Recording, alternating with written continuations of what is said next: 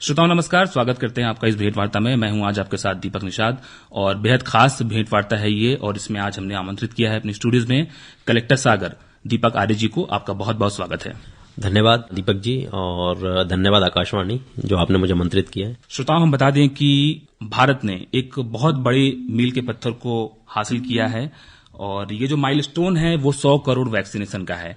इसमें हर एक भारतीय का योगदान है, और खासकर इस उपलब्धि को हासिल करने में हर जिले में, हर गांव खंड में हर नागरिक का योगदान है। तो इसके बारे में कलेक्टर साहब आप कैसे बताना चाहेंगे हमारे श्रोताओं को कि ये अचीवमेंट, ये उपलब्धि कैसे हासिल की, खासकर जो निचले स्तर पे ये उपलब्धि हासिल की गई है ग्राउंड लेवल पे काम करके, उसमें क्या कहना चाहेंगे आप? सबसे पहले तो मैं बधाई देना चाहूंगा सभी जनता को, सभी भारतवासियों को, और विशेष रूप से जिलेवासियों को जिन्होंने की वैक्सीनेशन में बढ़ चढ़ करके हिस्सा लिया। माननीय प्रधानमंत्री जी के नेतृत्व में, माननीय मुख्यमंत्री जी के नेतृत्व में, और सागर जिले ने भी महत्वपूर्ण उपलब्धि हासिल इसमें की है। सबसे महत्वपूर्ण जो उपलब्धि और जो सहयोग जो रहा वो जनता का रहा, जनप्रतिनिधियों का रहा, जो क्राइसिस मैनेजमेंट समितियां रहीं उन सबका रहा, मीडिया का रहा और सामाजिक संगठनों का रहा, जो कि बढ़ चढ़ करके लोग आगे आए और उन्होंने लोगों को, जो कि शुरुआत के दिनों में लोगों में थोड़ा भ्रम था टीके को लेकर के, कई सारी भ्रांतियां फैली हुई थी, उन सबको दूर किया और लोगों ने बढ़ चढ़ कर टीकाकरण में हिस्सा लिया। जी, बहुत सारी भ्रांतियां थी जिसको दूर किया गया, बहुत निचले स्तर पर जाकर के काम किया गया। कलेक्टर साहब, यहाँ पे आपसे हम जानना चाहेंगे, दूसरी लहर के बाद खासकर चुनौती बहुत बढ़ गई थी, और नया साल जब आया तो नई उम्मीदों के साथ नया साल आया, क्योंकि नए साल में टीके की सौगात हमें मिल चुकी थी। तो टीके के बारे में बहुत भ्रम था लोगों के बीच में। कैसे लोगों के बीच जाकर के इसके फायदों के बारे में बताया गया, ताकि जो मिथक थी, जो गलत धारणाएं थी, मिसकंसेप्शन थे, उसको तोड़ा जा सके? देखिए, सभी जिलों में, मध्य प्रदेश के और सागर जिले में भी ये जो ट्रिकल डाउन थ्योरी है उसी ने कार्य किया। शुरुआत में प्रचार प्रसार जब करते थे कि ये टीका आप सबके लिए सुरक्षित है, किसी प्रकार कोई नुकसान नहीं, तो शायद लोगों को उतना भरोसा नहीं हो रहा था। लेकिन जैसे जैसे उनके आसपास के लोगों ने टीका लगवाया और उन्होंने पाया कि लोग सुरक्षित हैं और ज्यादा कंफर्टेबल हैं, तो उसके बाद लोगों ने लगवाना शुरू किया। सबसे महत्वपूर्ण जो था, हमारे एक जो फील्ड लेवल वर्कर्स थे, हेल्थ केयर वर्कर्स थे, वो सबसे बड़े उदाहरण इसमें बने। दूसरी लहर के दौरान जब वो व्यापक तौर पर कोविड की बीमारी फैली हुई थी और हमारे लोग काफी कुछ आगे बढ़ के कार्य कर रहे थे, वो काम सिर्फ इसलिए कर पाए क्योंकि वो वैक्सीनेटेड थे। FLW जो हमारे फील्ड लेवल वर्कर्स थे और जो हेल्थ केयर वर्कर्स, क्योंकि वो डबल डोज उनको लग चुका था पहले, और वही कारण था कि वो लोग सुरक्षित रह करके सारे समाज की, आमजन की सेवा कर पाए। सबसे बड़े उदाहरण वो बने जिससे कि लोग मोटिवेटेड हुए।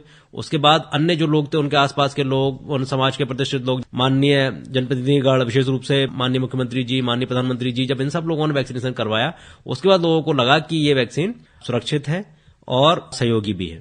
निश्चित रूप से सभी लोगों का योगदान था, और समाज में जो ओपिनियन लीडर्स होते हैं उनकी बात नीचे तक जाती है। कलेक्टर साहब, यहां पर आपसे हम ये जानना चाहेंगे, खासकर स्वास्थ्य कार्यकर्ताओं की बात करना चाहेंगे, क्योंकि उनके योगदान को निश्चित रूप से भूला नहीं जा सकता है। अपने आप को खतरे में डाल करके, रिस्क में डाल करके, जोखिम लेकर के उन्होंने इस काम को अंजाम तक पहुंचाने में बहुत सफलतापूर्वक काम किया। तो स्वास्थ्य कार्यकर्ताओं की भूमिका को आप यहां पर कैसे रेखांकित करना चाहेंगे? स्वास्थ्य कार्यकर्ताओं की भूमिका, जैसा आपने बताया, कि भूला नहीं जा सकता, बल्कि ये याद रखने वाली चीज है। स्वास्थ्य कार्यकर्ता हमारे एक सैनिक थे। जिस प्रकार से सैनिक जंग में जाकर के रक्षा करते हैं, ये एक बड़ी लड़ाई थी, और बड़ी बात ये थी कि ये एक ऐसे दुश्मन के विरुद्ध थी जो हमें दिखाई भी नहीं दे रहा था। उसमें कई बार स्थितियां ऐसी भी रही कि संसाधनों का अभाव हुआ, उसके बाद भी स्वास्थ्य कार्यकर्ताओं ने आगे बढ़ चढ़कर कार्य किया। जो सबसे कठिन जगह होती थी, जहां पर इन्फेक्शन चारों तरफ फैला हुआ होता था और लोग जाने में कई बार संकोच करते थे, वहां भी कार्यकर्ता पीपीई किट पहनकर, और कई बार तो बगैर पीपीई किट के भी उनको जाना पड़ा। संसाधनों के अभाव के बीच में भी लोगों ने काम किया। धीमे धीमे जैसे जैसे समय बढ़ता गया, संसाधनों की व्यवस्था होती गई और लोग आगे आते गए, और स्वास्थ्य कार्यकर्ता उसमें कई बार बीमार हुए, कई बार इन्फेक्टेड हुए। इन्फेक्टेड होने के बाद भी वो अपने कार्य में लगे रहे।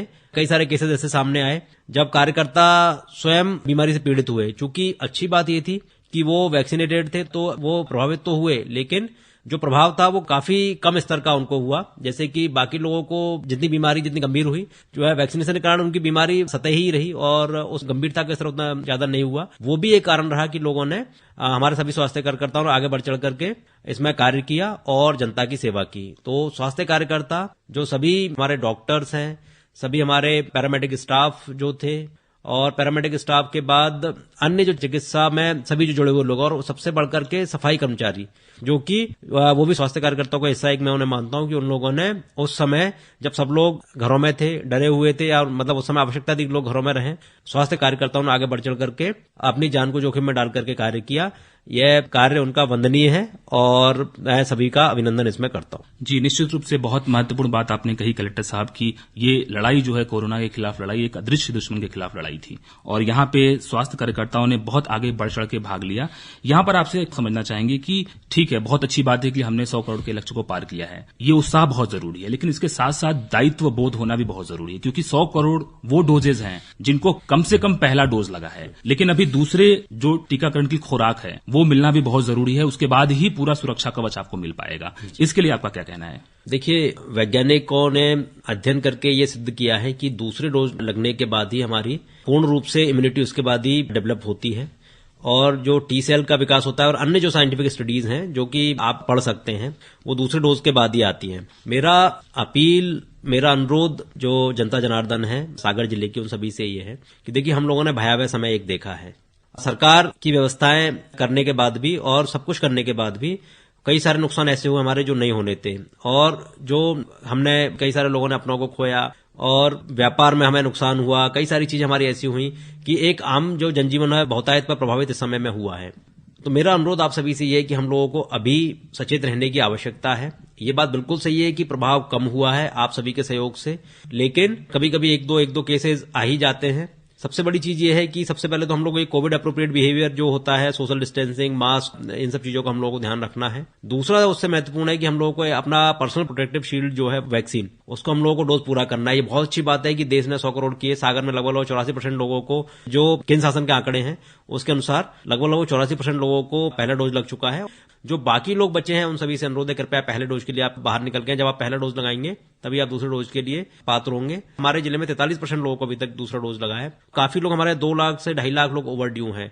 हमारे जो कर्मचारी हैं वो निरंतर प्रयास कर रहे हैं। जो राजस्व विभाग टीम है, ग्रामीण पंचायत विकास विभाग की टीम है और जो हमारी नगरीय प्रशासन की जो टीम है इनके साथ, और जो हमारे, जैसे हमने पहले बताया कि स्वास्थ्य विभाग की टीम तो सदैव तत्पर है ही, जो कार्य कर रही है, ये सभी लोग आपको जाके याद दिला रहे हैं कि वैक्सीन का डोज आपको लगाना है। लेकिन चूंकि मामला आपका स्वयं का है, आपके परिवार का है, तो अनुरोध आप सभी से ये है कि कृपया स्वयं आगे बढ़ करके आएं और अपना ड्यू डेट जरूर ध्यान रखें। आपके पास वैक्सीनेशन आपके आसपास ही उपलब्ध होगा। प्रयास हम लोग हर तरीके से कर रहे हैं कि चलित टीकाकरण केंद्र भी हम लोग बनाएं, विशेष अभियान भी चलाएं, लेकिन इन सब के बावजूद सफलता तभी मिल सकती है जब आप स्वयं आगे निकल करके, स्वयं बाहर निकल करके आए, अपने परिवार के जन जिनका वैक्सीन ड्यू है उनको वैक्सीन लगवाएं। और ये सब जब हम लोग मिलजुल कर करेंगे तभी हम लोग ये महामारी है इससे विजय पा पाएंगे। जी, सामूहिक प्रयास से ही इस महामारी से विजय प्राप्त कर सकते हैं। कलेक्टर साहब, आपने विस्तार से बताया कि कैसे प्रयास किए जा रहे हैं, लेकिन यहाँ पर खासकर जो सेकेंड डोज की बात है उसके ऊपर बात करना चाहेंगे और छूटे हुए लोग हैं उनके ऊपर बात करना चाहेंगे। क्या कोई शासन स्तर पे, जिले स्तर पे ऐसी कोई योजना चलाई जा रही है या अभियान चलाया जा रहा है जिसके माध्यम से बहुत निचले स्तर पर जाकर के, गांव कस्बों में माइक्रो लेवल पर जाकर के, डोर टू डोर जाकर के टीकाकरण अभियान को चलाया जा रहा है? एक विशेष अभियान अभी हम लोग प्रारंभ करने वाले हैं और कल से ही हम लोगों ने उसे तैयारी करी है जिले के लिए, जिसमें कि प्रेग्नेंट वुमन जो है हमारी वो अभी छूटी हुई है कई सारी, या जो कई लोग ऐसे हैं गंभीर बीमारी से प्रभावित है। मेरा अनुरोध सभी से ये है कि ये साइंटिफिक स्टडीज अब हैं कि प्रेग्नेंट वुमन के लिए किसी प्रकार से ये टीका हानिकारक नहीं है, बल्कि जो फीटस है उसके लाभ के लिए भी भविष्य में लाभदायक होगा। दूसरा जो वेव जो आई उसमें हम लोगों ने देखा कि जो कोमॉर्बिड लोग थे, मतलब जिनको कोई बीमारी थी, उन लोगों को नुकसान ज्यादा हुआ। तो मेरा अनुरोध आप सभी से यह है कि कृपया इस भ्रम से बाहर आएं। टीका पूर्ण रूप से सुरक्षित है। आपके आसपास सभी लोगों ने लगवा लिया है तो आप पहला डोज जरूर लगवाएं, और जिनको पहला डोज लग गया है वो अपना समय पर दूसरा डोज जरूर लगवाएं। जो हम लोगों की तरफ से प्रयास की बात है, हम लोग ग्रामीण क्षेत्र में एक सर्वे करवाया है जिसमें कि छूटे हुए लोगों का पता जिससे लगा, और घर घर जाकर के वैक्सीन लगाने की सुविधा भी की गई है। बाकी हर ग्राम में वैक्सीनेशन सेंटर बनाने का प्रयास अभी किया जा रहा है। वो मतलब परमानेंट नहीं होंगे, हर तीसरे दिन जो हमारी टीम, मोबाइल टीम होगी, वह जाकर के वैक्सीन ग्रामों में जाके लगाएगी। यही प्रयास अभी है। लेकिन अंत में जो सबसे महत्वपूर्ण बात है वो यही है कि हमको स्वयं जागरूक होना पड़ेगा, हमको स्वयं जिम्मेदार होना पड़ेगा, और जब हम और आप लोग बाहर निकल करके आएंगे तो आसान होगा। और हमारी टीम सदैव तत्पर है, जिस भी गांव में आवश्यकता होगी, जब भी आवश्यकता होगी, स्टेबल में यदि नहीं आ पाते हैं तो हम लोग जाकर के उन घर पे जाके वैक्सीन लगाएंगे। जी, बहुत महत्वपूर्ण बात है। प्रशासन अपने स्तर पर पूरी तरीके से मुस्तैद है और आपकी सेवा के लिए है। आखिरी में बस चलते चलते आपसे हम जानना चाहेंगे कि आगामी त्योहारों को लेकर के, कई बार ऐसा होता है त्योहारों में लोग थोड़े से बेफिक्र हो जाते हैं और कोविड के अनुकूल व्यवहार की बात होती है, जैसा आपने बताया कोविड एप्रोप्रिएट बिहेवियर, लोग उसका पालन नहीं करते हैं या कहीं उसमें लापरवाही हो जाती है। तो त्योहारों को पूरी सावधानी के साथ मनाएं, आपकी अपील क्या है? देखिए, ये मानवीय स्वभाव है और उत्सव का चूंकि माहौल होता है तो ये बात बिल्कुल सही है कि लोगों को लगता है कि उनको पूरी तरीके से स्वतंत्रता दी जाए और लोग उसको मनाएं। लेकिन मैं एक बार फिर से आप सभी से अपील बस यही करूंगा कि कुछ समय और है। सबसे पहले आप लोग अपना वैक्सीनेशन का डोज लगवाएं और वैक्सीन आपका दूसरा डोज लग जाएगा, सभी लोग हम लोग 100% जब वैक्सीनेटेड हो जाएंगे तो ये प्रोटेक्टिव शील्ड हमारे आसपास बन जाएगी और तब हम लोग पूर्ण रूप से स्वतंत्र हो पाएंगे और अपने त्योहारों को ज्यादा खुशी से, ज्यादा अच्छे से हम लोग मना पाएंगे। तब तक के लिए मेरा अनुरोध बस यही आप सभी से है कि जी जब तक सभी लोगों को डोज नहीं हो जाता है तो कोविड एप्रोप्रिएट बिहेवियर जो हमारा सोशल डिस्टेंसिंग है, मास्क है, इन सब का पालन हम लोगों को जरूर करना है, सैनिटाइज जरूर करते रहना है अपने हाथों को। ये आपको सिर्फ कोविड से नहीं, आप देखिए अन्य बीमारियों से भी बचाता है। तो आपको अन्य बीमारियों से बचने के लिए आवश्यक है कि आप इन सब चीजों का इस्तेमाल करते रहें। बाद में जैसे जैसे समय आता जा रहा है वैसे वैसे स्थिति अच्छी होती जा रही है, तो ईश्वर ने चाहा तो बहुत जल्दी हम लोग कोविड को इतिहास बना देंगे और पूर्ण रूप से वैक्सीनेटेड होकर के अपने त्योहारों को हर्षोल्लास से मनाएंगे। निश्चित रूप से इस इच्छा शक्ति के साथ और आत्मशक्ति के साथ सामूहिक रूप से मिल करके हम इसे हरा पाएंगे। 100 करोड़ के क्लब में भारत शामिल हो चुका है और आप भी इसका हिस्सा बन सकते हैं। आप भी टीकाकरण कराइए। जिनका दूसरा डोज बचा हुआ है वो भी उसके लिए आगे आएं और जो छूटे हुए हैं वो भी आगे आएं। जिला कलेक्टर सागर, आपका बहुत बहुत शुक्रिया अदा करना चाहते हैं कि आप इस खास मौके पे हमारे श्रोताओं के बीच आए, आप उनसे मुखातिब हुए और टीकाकरण के लिए आपने खासकर जो बातें बताई निश्चित रूप से उनको बहुत काम आएगी। बहुत बहुत शुक्रिया आपका। धन्यवाद।